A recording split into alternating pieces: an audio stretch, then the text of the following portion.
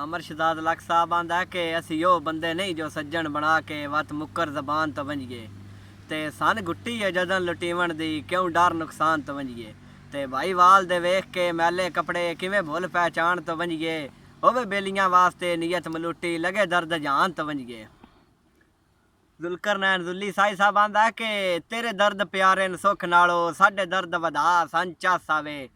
ते जेड़े तीर पवस्ते सीने विच ओ तीर हाला संचा सावे ते साडी जिब ते यार अंगारे रख साडा तन जुलसा संचा सावे दर्दां दी दार ते दर्द दा चन पल पल लटका संचा सावे। मोहना दा भाई अब्दुरमान वड़ाया साहब के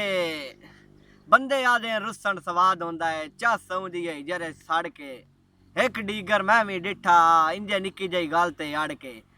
मसा रात लगाई दमी सौ चा लई नाल मसीत च वड़ के और साडी कसम है कमजोरी है असी जी नहीं सकदे लड़ के।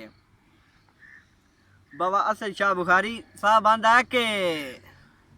असी जम्मे ही जदन मुसीबतां काना दुख तो घबरेना क्यों है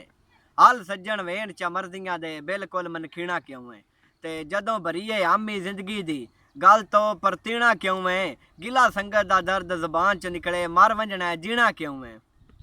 भाई सबतैन तरड़ साहब आंदा है कि दवान शुरू तो आदत रोसियां दी असां सिर्फ मनावण सिखिया है सने तन मन तरका जिंदगी दा संगतां ते लावण सिखिया है ते हर पल अजमाइश दी चढ़ी होई जंज ते सिर वेल जकावण सिखिया है उतारड़ा छड़ा तोए ता प्यार दा ना सुनिया है असां दर्द निभावण सिखिया है। चौधरी वलीद जट साहब आंदा है कि